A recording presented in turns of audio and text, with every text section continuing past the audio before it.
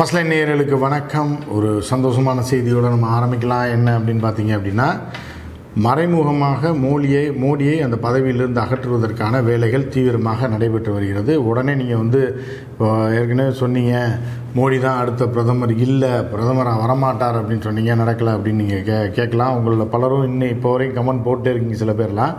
அதாவது உச்சபட்சத்தில் மோடி இருக்கும்போது மோடி அசைக்க முடியாது அப்படின்னு இருந்தபோது எதிர்க்கட்சிகளே இல்லை, யார் சரி மோடி இல்லைன்னா யாருக்கு மக்கள் ஓட்டு போடுவாங்க அப்படின்ட்டு இருந்த காலத்திலேயே மோடி வரமாட்டார்னு நம்ம ஒரு வருஷத்துக்கு முன்னாடி சொன்னோம்.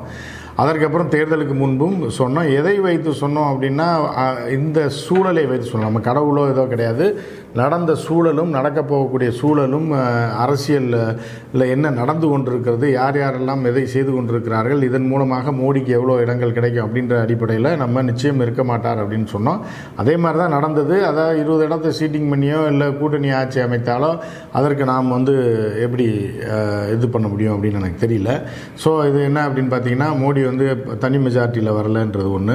ரெண்டாவது, ஆர்எஸ்எஸ் வீக் ஆயிடுச்சு அப்படின்றது ஒன்று. இந்த இதில் மஞ்சள் குளிச்சு தான் மோடி இப்போது இருந்து கொண்டிருக்கிறார். ஆர்எஸ்எஸ்ஸை மறைமுகமாக சில காரணங்களுக்காக மிரட்டி வைத்திருக்கிறார் தற்போது உள்ள தலைவர்கள் அப்படின்னு நம்ம பார்க்கலாம். ஸோ இப்போ என்ன திடீர்னு மோடியை மிரட்டுறாங்க, மோடியை அகற்றுவதற்காக முயற்சி நடந்து கொண்டிருக்கிறது. அது எப்படி என்ன அப்படின்னு பார்த்தீங்க அப்படின்னா, அடுத்த கட்டமாக மோடிக்கு 75 வயது துவங்க போகிறது இந்த வருட இறுதியில். ஸோ இப்போ நேற்று கூட சுப்பிரமணிய சாமி ஒரு சேனல் கொடுத்த பேட்டியில் பார்த்தீங்க அப்படின்னா, 75 வயது ஆனால் மோடி ஆட்டோமேட்டிக்காக வெளில போயிடணும், அதான் கட்சியோடைய சட்டத்திட்டத்தின்படி அவர் வெளியே போய் ஆகணும் அப்படின்னு சொல்கிறாரு. அப்போ கூட அந்த செய்தியாளர் கேட்கும்போது சொல்கிறார், 75 வயதுனா இன்னும் ஒரு வருஷம் இருக்குல்ல, அது முடிவதில்லை, துவக்கம் அப்படின்னு சொல்லி அவர் விருப்பத்தை அவர் சொல்லியிருக்காரு அப்படின்னு வச்சுக்கிட்டா கூட, இந்த 75 வயது முடிஞ்ச உடனே நீங்கள் இந்த கட்சியை துவங்கியவர்கள், அதாவது ஆர்எஸ்எஸ்லேருந்து பாரதிய ஜனதா கட்சி என்கிற அரசியல் இயக்கத்தை துவங்கியவர்களே யார் அப்படின்னா, யார் பிரதானமானவர்கள் அப்படின்னு பார்த்தீங்கன்னா, வாஜ்பாய், அத்வானி, முரளி மனோகர் ஜோஷி, இவர்கள் 3 பேரும் மிக பிரதானமானவர்கள். இவர்கள் தான் இது அரசியல் கட்சியாக மாற்றுறாங்க. ஆர்எஸ்எஸ் இயக்கத்தை பஜ்ரங் தள், ஏபிவிபி போன்ற இயக்கங்கள்லாம் இருக்கும்போது அரசியலுக்கென்று தேர்தலில் போட்டியிடுவதற்கென்றும் அரசை கைப்பற்றுவதற்கு, அதிகாரத்தை கைப்பற்றுவதற்கு ஆரம்பிக்கப்பட்டது தான் பாஜக. அதை ஆரம்பித்த இந்த 3 பேர், இது 3 பேரில் மோடி வரக்கூடிய காலங்களில் வாஜ்பாய் ஏற்கனவே மறைந்து விட்டார். அவர் இப்போ ரேஸில் இல்லை, அவர் உடல்நிலை சரியில்லாமல் நீண்ட நாள் இருந்துட்டு போயிட்டார். ஆனால் அத்வானி இவர் வந்ததுக்கு அப்புறம் தான் ஒழித்து கட்டப்பட்டார். 75 வயசாகிடுச்சு அப்படின்னு காரணம் சொல்லி. அதே மாதிரி பார்த்தீங்க அப்படின்னா, முரளி மனோகர் ஜோஷிக்கும் 2014 ஜெயித்த உடனே அதுக்கப்புறமா அவருக்கு இடங்கள் வழங்கப்படவில்லை. எம்பியாக கூட ஆகலை. 75 வயசுனா அவர் செத்தா போயிடுவான். ஏன்னா 90 வயசு வரைக்கும் அரசியல் பதவியில் இருக்கக்கூடியவர்கள் இந்த உலகத்தில் நாம் பார்த்து கொண்டு தான் இருக்கும். ஸோ அப்போ அவர்களை ஒழித்து கட்டினோடனே இப்போ என்னென்னா, ஒட்டுமொத்தமாக கட்சியை குஜராத்திகள் கைப்பற்றி விட்டார்கள். இப்போ என்ன பண்ணுறதுனே தெரியல அப்படின்னு சொல்லி ஆர்எஸ்எஸ் பல்வேறு பேசிகிட்டு இருந்தக்கூடிய நேரத்தில் இப்போ என்ன அப்படின்னு பார்த்தீங்கன்னா, கட்கரி அவரை சந்திப்பதற்கு ஆர்எஸ்எஸ்காரர்கள் சந்தித்து போய் கொண்டிருக்கிறார்கள். ரகசியமாகவும் இல்லை, பொதுவாகவும் சந்திச்சு போயிட்டுருக்காங்க. நீங்கள் முதல்ல ஒரு வீடியோ பார்த்தீங்க. என்ன அப்படின்னு பார்த்தீங்கன்னா, அத்வானியை கட்கரி சந்திப்பது. இது அவர் ஜெயிச்சதுக்கப்புறம் மினிஸ்டர் ஆனார், போய் யதார்த்தமாக சந்திச்சிட்டாருன்னு சொல்லலாம். அதற்கு அடுத்து மீண்டும் அத்வானியை கட்கரி தனியாக சந்தித்து பேசியிருக்கிறார். அதுதான் இந்த வீடியோ. இப்போ நீங்கள் பாருங்கள்.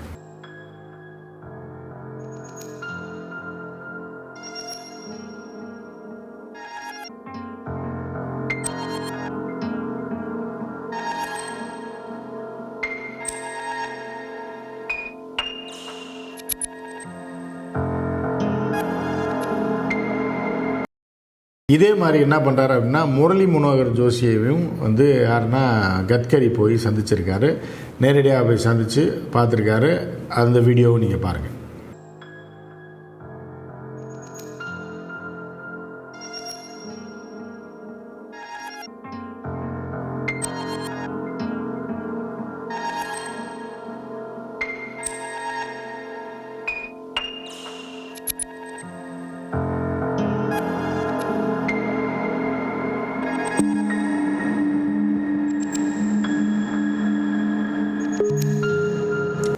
சரி, இவர்கள் 2 பேரும் மூத்த அரசியல் தலைவர்கள், பாஜக ஆரம்பித்தவங்க, அதனால் போய் கட்கரி சந்திச்சிருக்காரு அப்படின்னு நம்ம வச்சுக்கலாம். ஆனால் நீங்கள் இன்றைக்கி பார்த்தீங்க அப்படின்னா, மோடி அத்வானியை போய் சந்தித்தார். அவ்வளோதான். முரளி மனோகர் ஜோஷியெல்லாம் போய் சந்திக்கவே இல்லை, வேறு எந்த தலைவர்களையும் சந்திக்கலை. அத்வானியை போய் சந்தித்தார், அதோட விட்டார். இவர் முரளி மனோகர் ஜோஷியை சந்தித்திருக்கிறார். ஏனென்றால் முரளி மனோகர் ஜோஷி அத்வானியை விட தற்போது வயது கூட இருந்தால் கூட தெளிவாக இருக்கார், அரசியல் தெளிவோடு இருக்கார் அப்படின்னு நம்ம பார்க்க முடியும். ஸோ இந்த மாதிரி இருக்கிற நேரத்தில் தான் யோகி ஆதித்யநாத் திடீரென யார் வீட்டுக்கு வந்திருக்காரு, கட்கரி வீட்டுக்கு வந்திருக்காரு. வந்துட்டு ஏன்னா வருங்கால பிரதமர்களாக இப்போ மோடிக்கு அடுத்த நிலையில் யாரை வைத்திருந்தாங்க ஆர்எஸ்எஸ் அப்படின்னு பார்த்தீங்கன்னா கட்கரியை.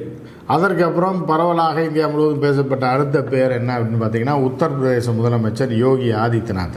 இப்போ இந்த இருவருமே, இப்போ யோகி ஆதித்யநாத் ஒரு முதலமைச்சர், அவர் தேடி கட்கரியை வீட்டில் சந்திக்கணும் அப்படின்னு என்ன அவசியம் இருக்குது அப்படின்னு நீங்கள் பார்த்துங்க. அவர் ஏன்னா இவரை கட்கரியை சந்தித்து அவர் குழந்தைகள் பேரம்பேதிகளோட பார்த்து பேசிட்டு கட்கரி வீட்டிலே கோவில் போன்ற வைத்திருக்கக்கூடிய உம்பாதேவி அம்மனை வழிபட்டுட்டு அப்புறம் நீண்ட நேரம் அவர்கள் இருவரும் பேசி கொண்டு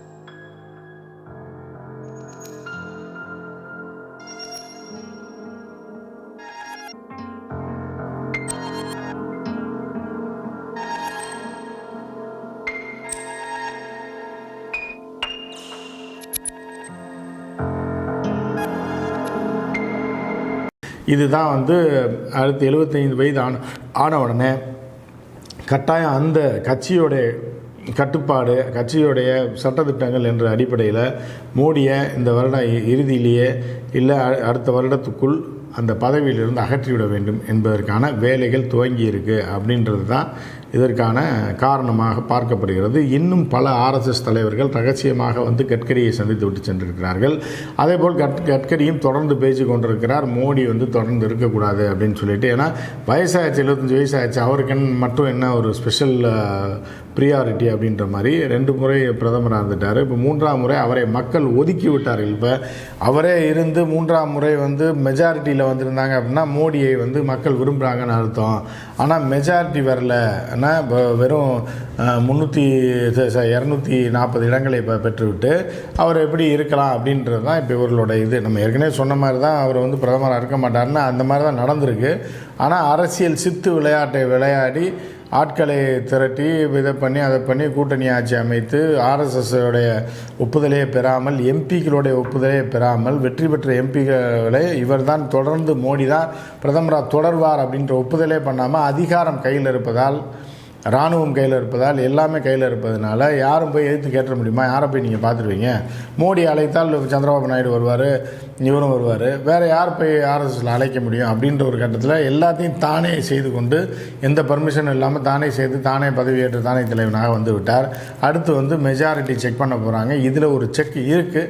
அது 99% ஆர்எஸ்எஸ் உட்கட்சி பிரச்சனையை செய்து பாரதிய ஜனதா கட்சி ஆட்சியை கவிழ்த்து விடாது.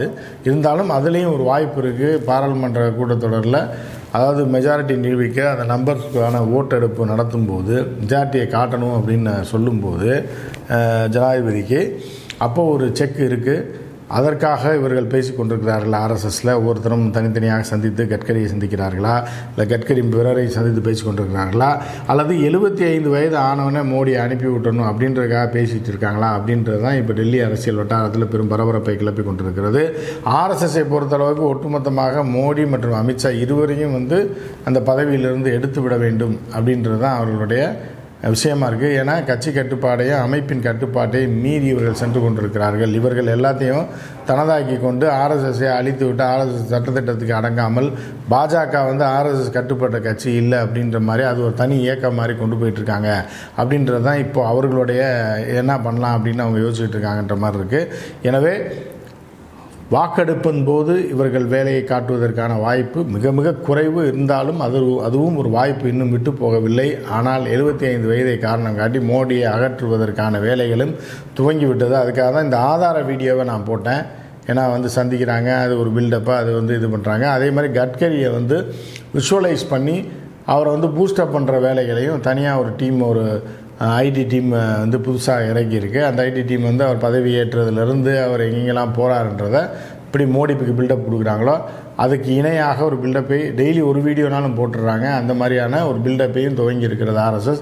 எனவே என்ன நடக்கிறது என்று நம்ம பொறுத்திருந்து பார்ப்போம். இன்னும் குறுகிய காலத்தில் தெரிஞ்சிடும். ஏனென்றால் இப்போதைய உள்ள நிலையில் அடுத்த வருஷம் பீகார் தேர்தல் வர்றதுனால நிச்சயமாக இந்த இவர்கள் 2 பேரும், அதாவது யாருன்னா நிதிஷ்குமாராக இருந்தாலும் சரி, சந்திரபாபு நாயுடுவாக இருந்தாலும் சரி, ஆட்சியை கலைப்பதற்கோ அவருடைய ஆதரவை வாபஸ் பெறுவதற்கோ வாய்ப்புகள் மிக மிக குறைவாக இருக்கிறது. ஆனால் வேறு பல வாய்ப்புகளும் இருக்கிறது. அதை நாம் பொறுத்திருந்து பார்க்கலாம். மற்றும் ஒரு நிகழ்ச்சியில் சந்திப்போம். நன்றி, வணக்கம்.